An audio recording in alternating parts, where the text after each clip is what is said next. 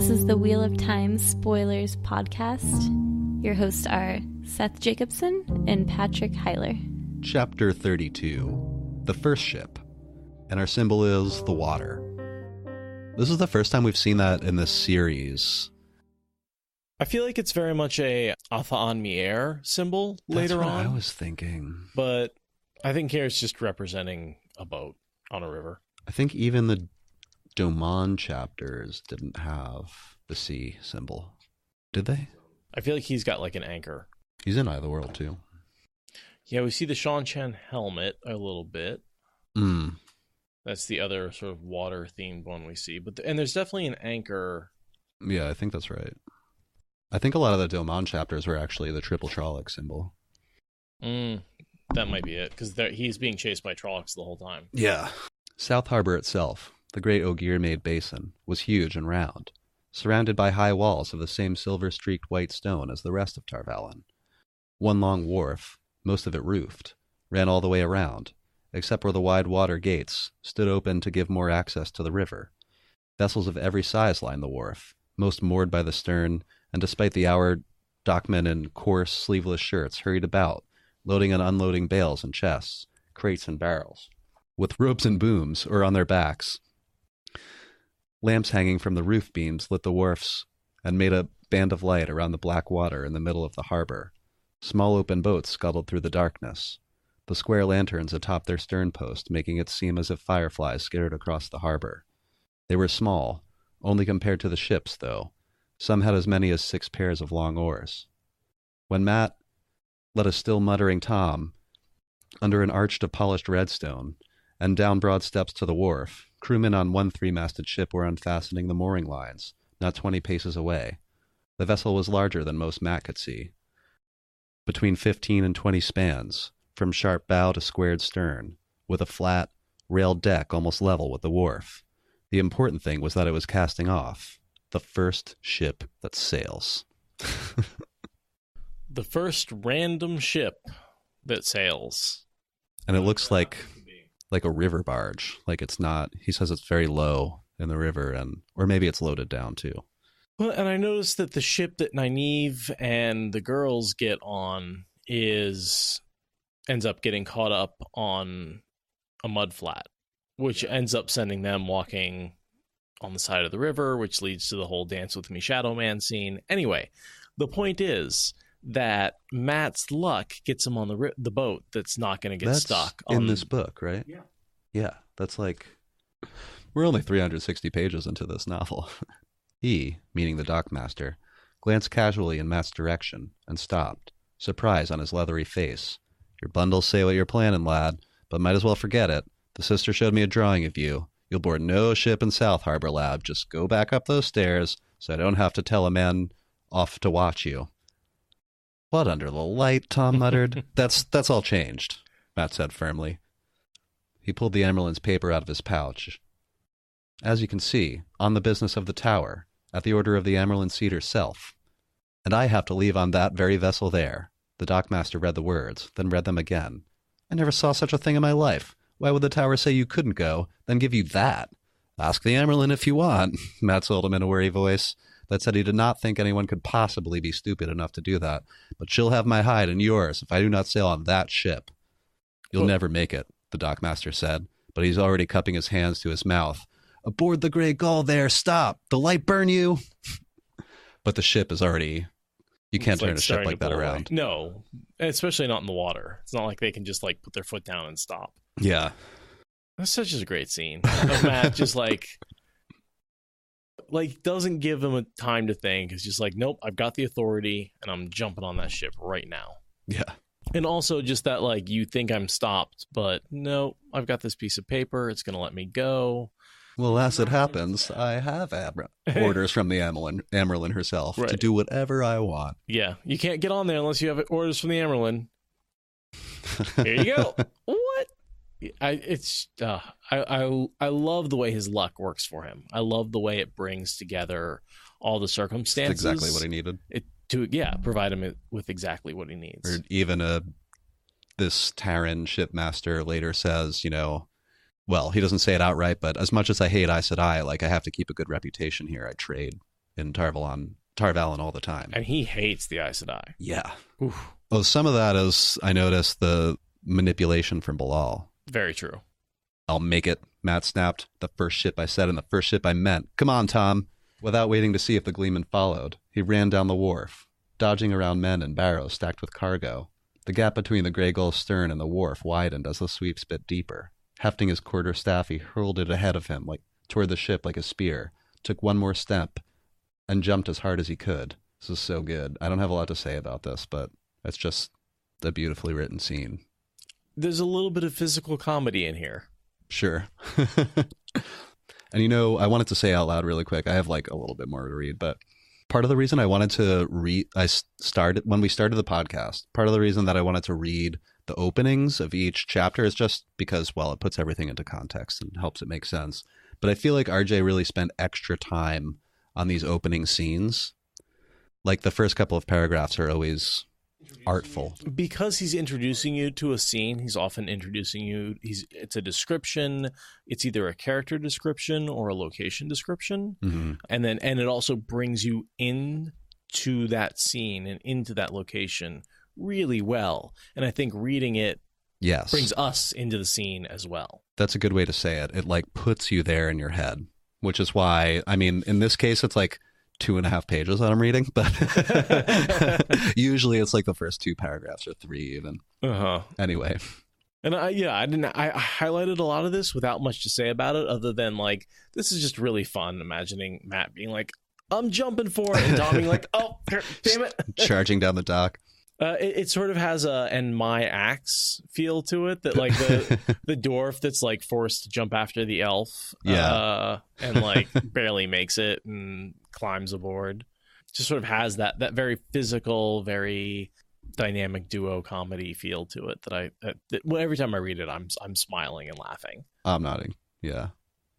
Hefting his quarterstaff, he hurled it ahead of him toward the ship like a spear, took one more step, and jumped as hard as he could. The dark water passing beneath his feet looked icy, but in a heartbeat, he had cleared the ship's rail and was rolling across the deck.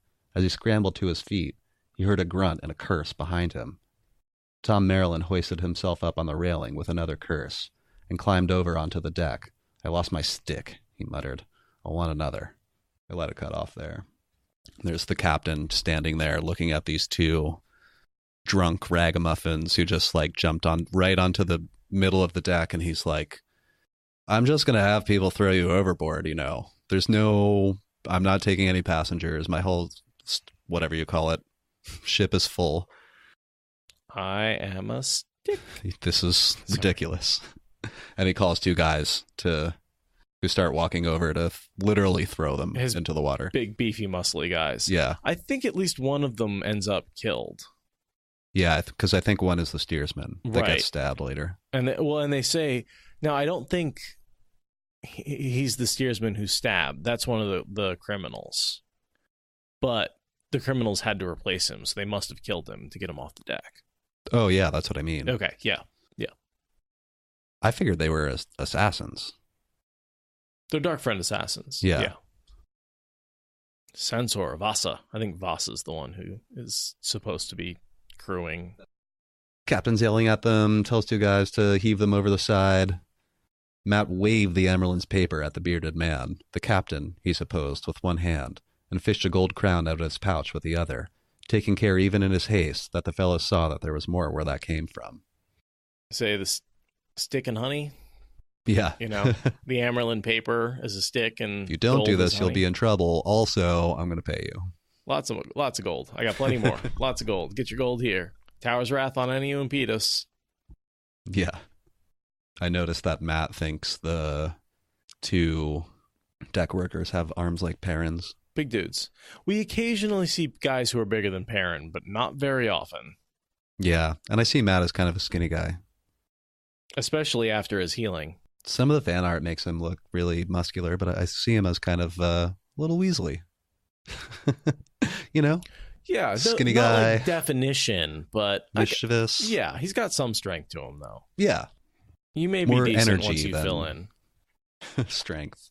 Captain says, "Well, fine, you can, but you're going to have to sleep on top of the deck because I wasn't lying. I'm totally full. I can't take passengers. All of my rooms are already bought. And Matt says, well, kick him out. How much does that cost? I noticed right away the captain starts being really upset with Aes Sedai. He's like, burn my soul. For the time being, the river trade takes me from Tyr to this den of...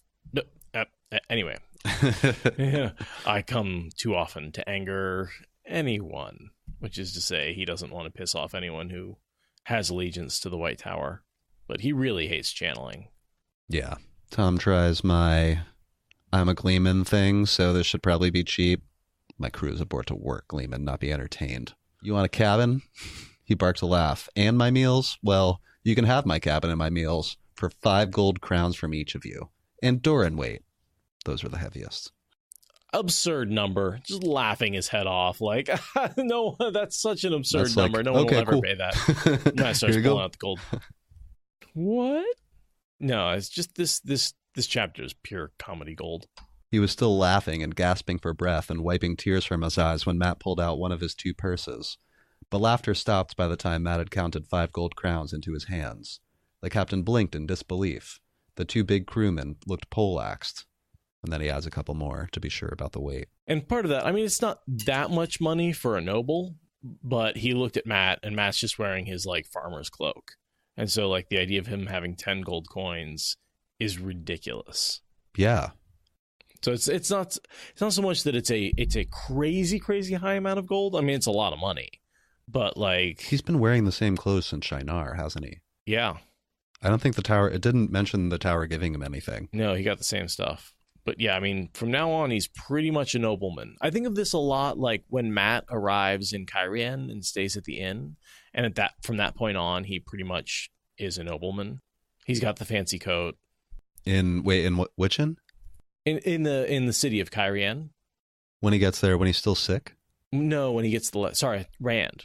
Oh, yes. When Rand stays there and he gets the letters and burns them, and they think of him as a lord, and he, from then on out, he pretty much is a lord. Yeah, and Moraine had his clothes switched in Shinar, but exactly. Matt's and Perrin's didn't get switched. No. It was like a Yet thing, and they all left in a hurry, after the horn. But here, Matt suddenly has gold, and now he becomes a lord. Yeah, I think he's wearing boots that were made in the 2 rivers right now still. Wouldn't surprise me.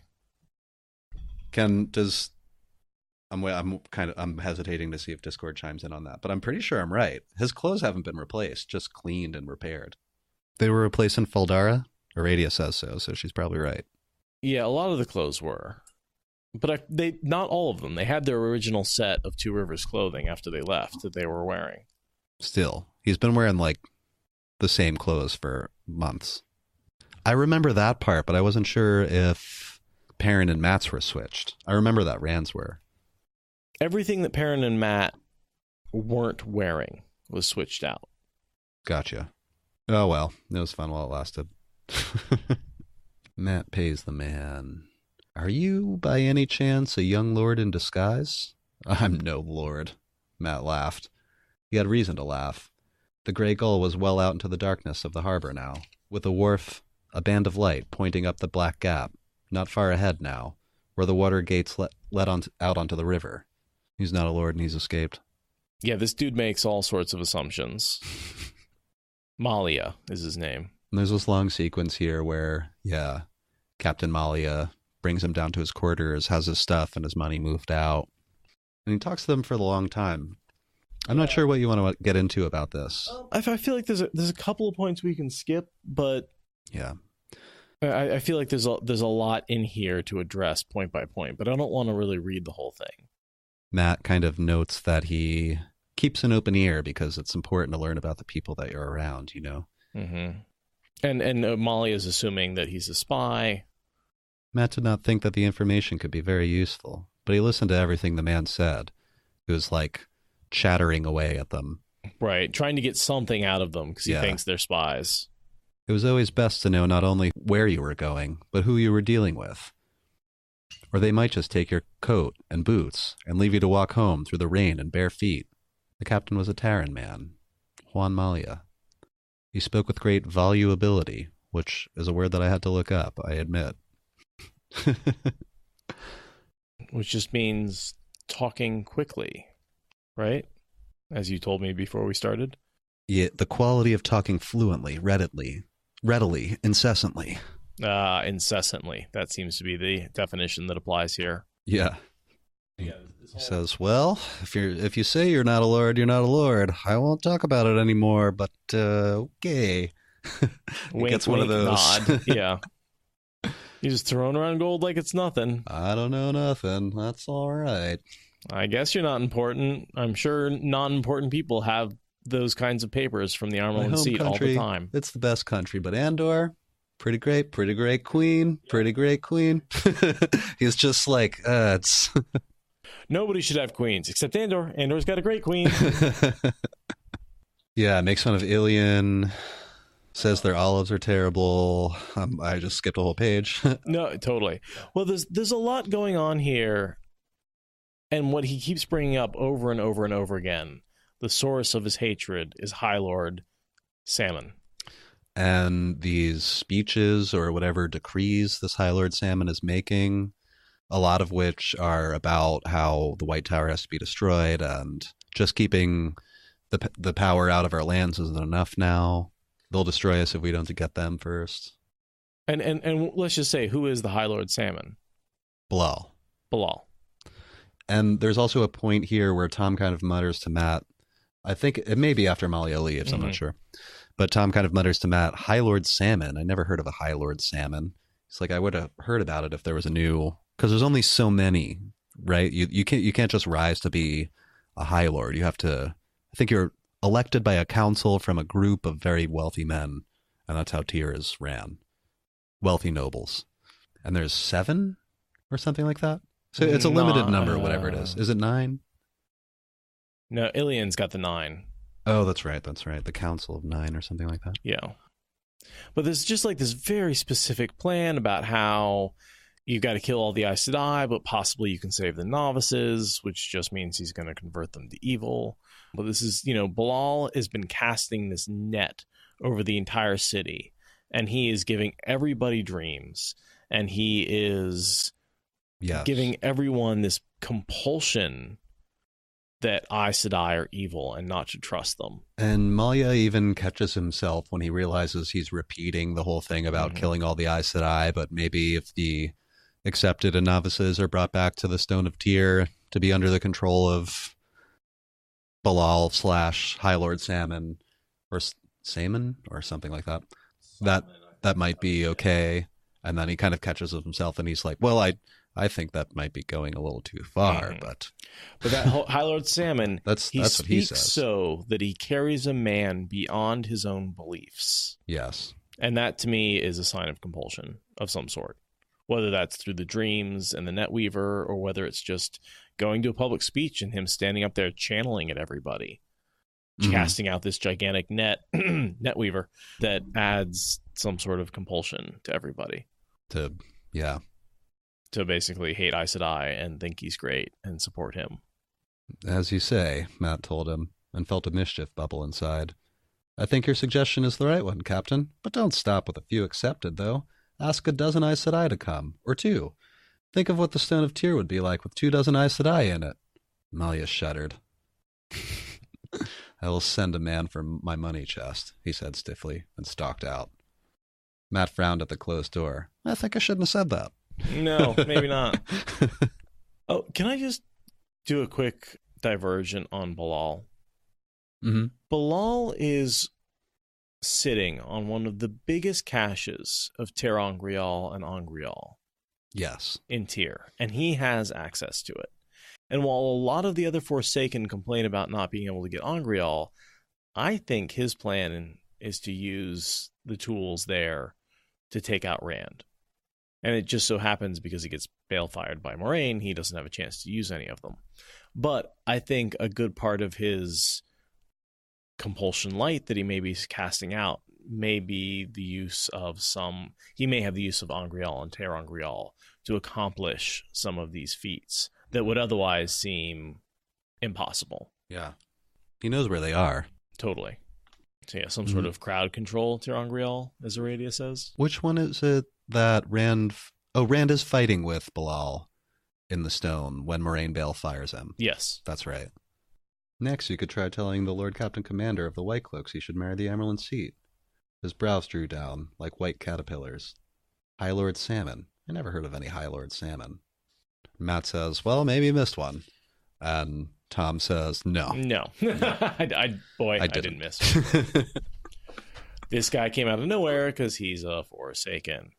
Also, I know it doesn't sound supposed to be salmon, but when we say High Lord Salmon, I can't help but think of fish in a river standing upright while all the other fish bow down to it. Just where my mind High goes. Lord of the Salmon. Yep. Is it salmon? Salmon, I think, is how they say it in the audiobook. The salmon is the L in there. Changes things a little bit. Guy walks in, grabs the money chest, one of the workers, and just kind of eyeballs them weirdly, but never says anything. I like that Tom says, boy, I hope you don't snore. Can't abide it. But he's the worst. He's like the worst snorer ever. Matt describes it as like cutting... sawing logs, basically. A cross grain with a rusty saw. Oh, man. Next thing I have is Matt wondering if his luck still works, and on impulse, he pulled out one of his cylindrical leather dice cups, popped off the tight-fitting lid, and upended the dice on the table. They were spotted dice, and 5 single pips stared up at him. The Dark One's eyes, that was called in some games. It was a losing toss in those, a winning in other games. But what game am I playing? He scooped the dice up, tossed them again. Dark One's eyes, tosses them again. Dark One's eyes. It's kind of like getting an ace. Every time you cut a deck and flip the card over, you got an ace. Yeah. Like it's the high card in a lot of games, but it's the low card in a lot of games. Sure. And so that's what the Dark One's eyes is for dice. If you use those dice to win all that gold, Tom said quietly, no wonder you had to leave by the first ship sailing. No, I went with their dice. It's not the dice. Something else is happening. It's the luck. Tom doesn't believe him. No. And I love that Matt tells the truth here, like in answer to every question, and every single time Tom is like, "Well, if you won't tell me, boy." Yeah. That's kind of don't how it make ends. up lies. Well, if you're not going to tell me, I'm going to sleep. Blow out the lamps, will you? Tom rolled on his side and pulled a pillow over his head. It sounded as if Tom were cutting wood cross grain with a rusty saw. And yeah, Matt keeps insisting that he's like, continues to tell the truth, and Tom does not believe a word that he says. No. Please carry a letter to my mother, Matt, he said softly in a high-pitched mocking voice. Fool. The Emerald would have sent a warder with any letter for the daughter heir to the queen. Blind fool. Why didn't he get out of the tower so bad I couldn't see it? Tom's snore seemed to trumpet in agreement. And so from here on out, Matt is convinced that these dark friends are after him in order to stop the letter. Yes. And he's wrong. Well, he doesn't suspect that it's just because he is who he is. Right. It's because he's the Horn Sounder in Taviran. Yeah. Not because he's one of the 3 legs, and Ishmael is desperate to kill him or Rand or Perrin. Most of all, though, he thought about luck and footpads. And the fact that there are no footpads. They must be something else. They are something else, Matt. The first bump of something against the stern barely registered on him. He paid no attention to a thump and a scuffle from the deck overhead, or the tread of boots. The sailors don't wear boots. Cue the action music. The sailors are all barefoot. Oh, that's right. Yeah. So it's all about boots with Matt. It's always about the boots. He just thinks like, it's an old rickety ship. Like, yeah, there's some noises, whatever. The vessel itself made enough noises, and there had to be someone on deck for the ship to make its way downriver. But stealthy footsteps in the passageway leading to his door merged with thoughts of footpads and made his ears prick up. He nudged Tom in the ribs with an elbow. Wake up, he said softly. There's somebody outside the hall.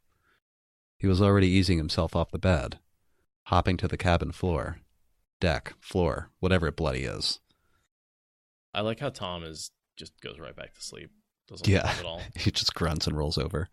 He does pop up later, though. What do you think wakes him up? Is it that that he just wakes up a second later, or is it that the soldiers dropped the lamp? I'm kind of curious what happened. I don't know. I want to talk about that when we get to it. Yeah, let's keep our eye out for that. because that's a good point. Like, if he's asleep now, what wakes him up? The door swung open slowly, and 2 cloaked men, one behind the other, were faintly outlined by dim moonlight through the hatch at the top of the ladder they had crept down. The moonlight was enough to glint off bare knife blades. Both men gasped. They obviously had not expected to find anyone waiting for them. Matt thrust with the quarterstaff, catching the first man hard, right under where the ribs joined together. He heard his father's voice as he struck. It's a killing blow, Matt. Don't ever use it unless it's your life. But those knives made it for his life. There was no room in the cabin for swinging a staff. Even as the man made a choking sound and folded toward the deck, fighting vainly for breath, Matt stepped forward and drove the end of the quarterstaff over him, into the second man's throat with a loud crunch.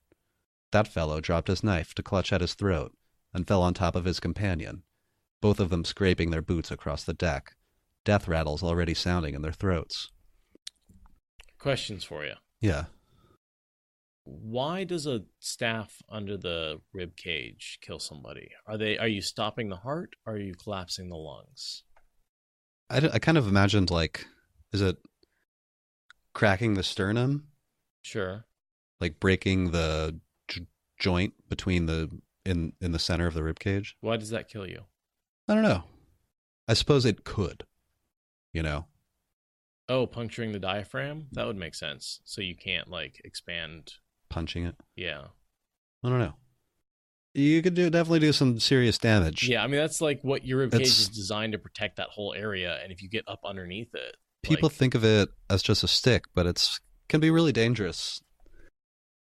If the full force of a man stabbing that forward, it's just like not even an inch square at the tip. I've seen people break a 2x4 with it in demonstrations. Wow. Yeah. And wood's pretty strong under compression as well. And that's what he's using it under. Compression. Yeah. It's because he's stabbing it forward. That's why we use it for, like, 2x4s to hold up beams. Matt stood there, staring down at them. 2 men. No, burn me, 3, because he killed one before he left earlier. I don't think I ever hurt another human being before, and now I've killed 3 men in one night. Light. I think the third is most likely not a man, because it was a gray man, which are technically shadow spawn. That's true. They're already dead. They've given up their souls. Trying not to think about what he was doing, Matt ripped the cloak from one of the dead men and settled it around his shoulders, hiding the pale linen of his small clothes.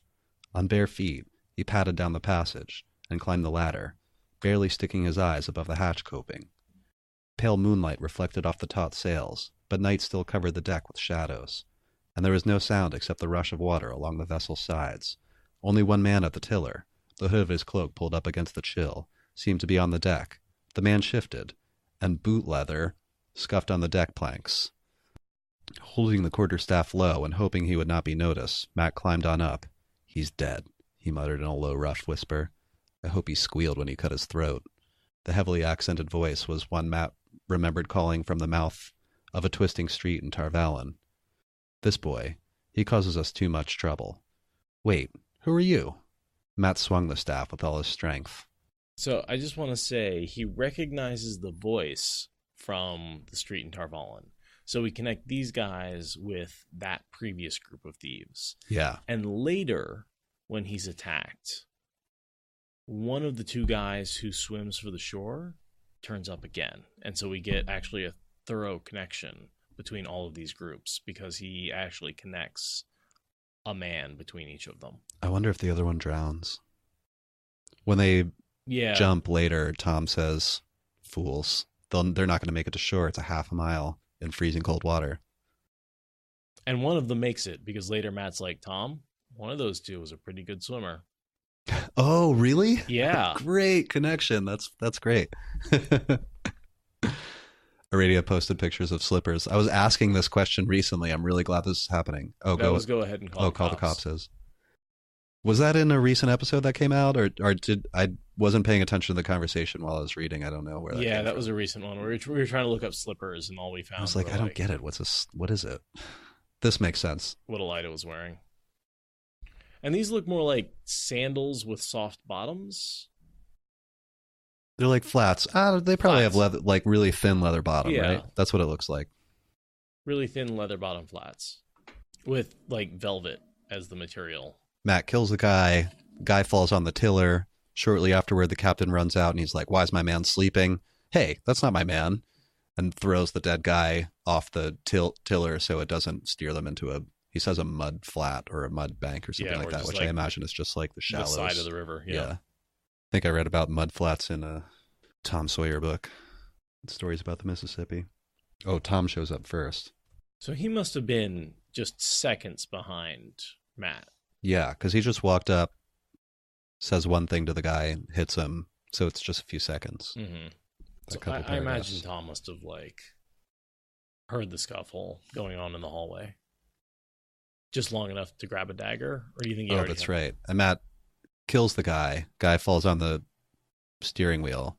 And then there's someone coming up behind him, and he's like, "I'm not going to make it. I don't have time like, I'm about to get stabbed." Yeah. And Tom is in the shadows and like just throws a dagger casually. Doing what Tom does. Killing people discreetly. Says, "You were really lucky. One of those guys down there had a lantern. Could have set the ship on fire while you were up here fighting, basically. It's like you almost burned yourself." And so that was my question. Is he was lucky because the lantern woke him up? He was lucky because the lantern didn't set the ship on fire? Maybe both. Maybe both. I'd like to think both. And then Tom looks out onto the river and sees the little boats that are attached to the big boat and says, "Well, should we kill them too?" Yeah, just scaring them off. "No, Tom," Matt said quietly. I noted that Matt says it quietly. So the other men can't hear that Matt's saying we shouldn't kill them. But the men in the boat must have heard the question and not the answer, for they abandoned the attempt to free their boat and leapt over the side with great splashes. The sound of them thrashing away across the river was loud. "Fools," Tom muttered.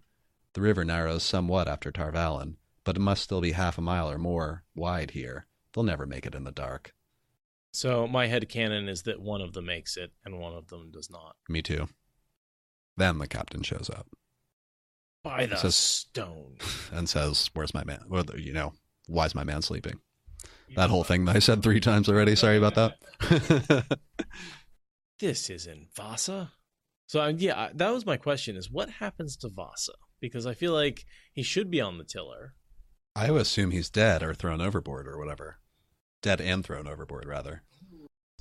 The internet has no details. Minor character. "River brigands, Captain," Tom says. "Young Matt and I has just saved your vessel from river brigands. They might have cut everyone's throat if not for us. Perhaps you should reconsider your passage fee." "Brigands," Malia exclaimed. "There are plenty of those down around Cairien, but I never heard of it this far north." Because there aren't any river brigands this far north. And there's no government in Cairien right now. Right. But these are just dark friends. Yeah. Matt walked stiffly to the hatch. Behind him, he heard Malia. "He's a cold one. I never heard that Andor employed assassins. But burn my soul, he is a cold one." Is he saying that about Matt? Yeah. Because Matt just took down 3 dudes. Yeah. No problem. With Tom taking out the 4th. Mm-hmm. And so they're just like, he's got a ton of gold. He just killed a bunch of guys in the middle of the night. And he's just turns around and walks away casually. He's in shock, but they think he's cold. Killed 3 people very quickly, and he's sanctioned by the Emerald Seat and the Queen of Andor. Right. Is what this guy thinks. He's like, he's not going to do anything about this. Mm-mm. He's not going to tell anyone. You don't want to get involved with that. No, he's just throwing the corpses overboard and hoping nobody sees him floating. Yeah. It's like the mob showing up. Like, shut up. Keep your head down. Don't... you don't call people like that out. No. Well, and there's a great scene when gray men come after Perrin and Moraine and Lan, and there's 6 of them, and they take them all out. And in the inn, they're just like, yeah, just throw the bodies out. I don't want the city guard having anything to do with this. Like, yeah, this is that kind of society. You can just get rid of bodies. There's no digital tracking. We don't want the cops involved in this. Yeah, if there's no body, there's no crime. And if there is a body, how the hell are they going to figure out who killed them if it's just a random fight encounter between what are essentially dark, professional soldiers? Nodding. With no prior relationship. Matt stumbled down the ladder, stepped over the 2 bodies in the passage, and slammed the door of the captain's cabin behind him. He made it halfway to the bed before the shaking hit him, and then all he could do was sink down on his knees. Light, what game am I playing in? I have to know the game if I'm going to win. Light, what game? Matt, you're dicing with the Dark One. Luckily, you're really good at games, man. Yeah. Luckily, it doesn't really matter what game you're playing because you're lucky at all of them and you're just going to throw the right combination to win. And then we have perspective switch to Rand. A rare Rand scene where we actually see him in the flesh. It's kind of a weird scene. It's just like him staring at a fire and thinking. Yeah. He's playing the flute softly. Playing Rose of the Morning, which they bring up over and over and over again in this chapter. What is... And he is Lord of the Morning. And yeah, that occurred to me. What was the other thing? What is the Matt's battle cry? Like the Lord Aemon's battle cry? Like for the Rose of the Sun? Alian Caldazar. I actually remember the old tongue better than I remember the translation. For the honor of the Red Eagle. Already, I got it before I remembered it. For the honor of the Red Eagle. For the Rose of the Sun is the second part?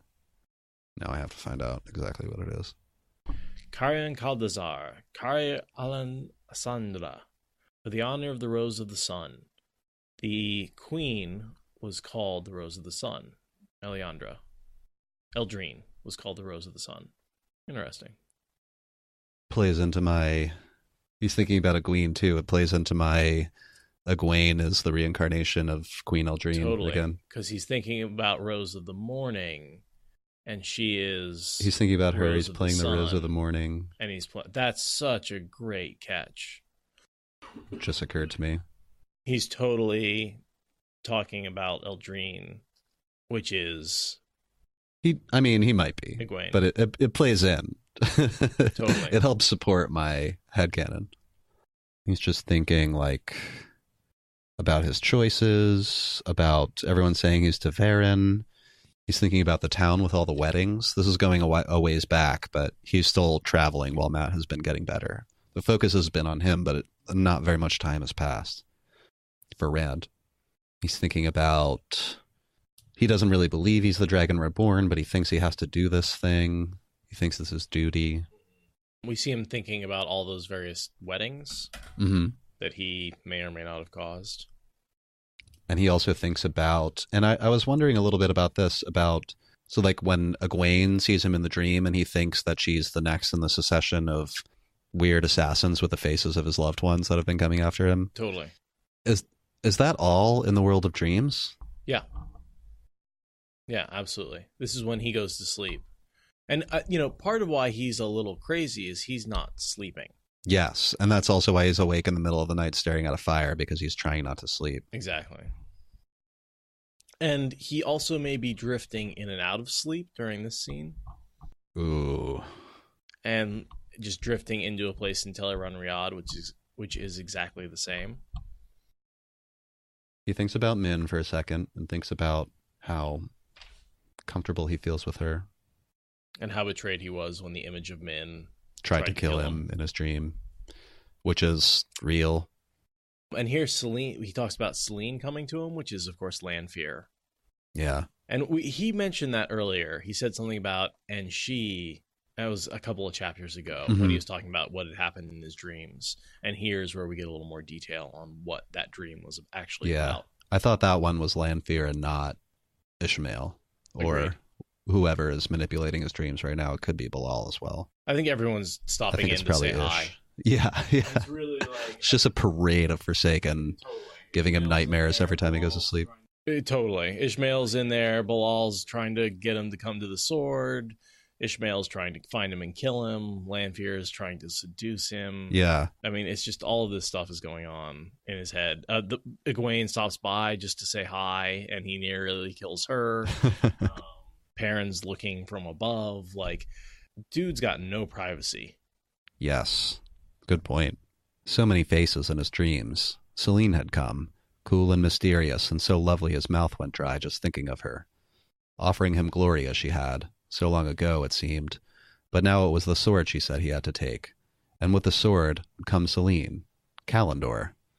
That was always in his dreams. Always. And taunting faces. hands pushing Egwene and Nynaeve and Elaine into cages, snaring them in nets, hurting them. Why should he weep more for Elaine than for the other two? His head spun. His head hurt as much as his side, and sweat rolled down his face, and he softly played Rose of the Morning, through the night, fearing to sleep, fearing to dream. I think the last part about the girls is prophetic dreamer dreams. Yeah. I want to revise why Lanfear is trying to get the girls to Tyr. I was thinking, oh, she wants them there to help Rand, so they'll be there. No, she's looking for bait. She wants them there as much as Bilal does. She wants them there to take the sword. So that Bilal doesn't. And so that he's powerful. She thinks if he takes the sword, he'll be able to just beat Bilal, prove himself, and then he'll be super powerful. And so she's not sending the girls there to help him. She's sending the girls there to be captured. She is as much part of the trap that they get sucked into as Bilal is. Yeah. So she really is the one who sets the trap for them. And she doesn't care if they happen to catch some of the Black Oddjaw. She's kind of using Bilal's plan to slingshot her own. Right. She's piggybacking, using the... She may also be the reason that Huron gets caught and turns on the girls.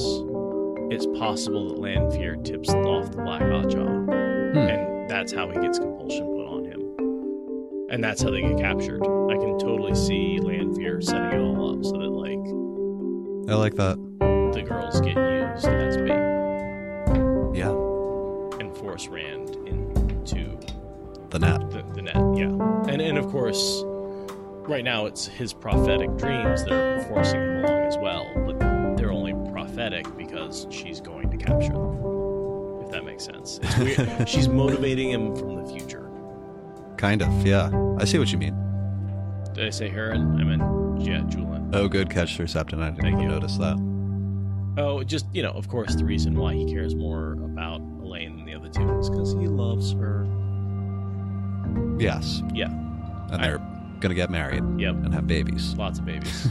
Ton. How many is it again? It's a bunch. 2? 4. 4? Jesus.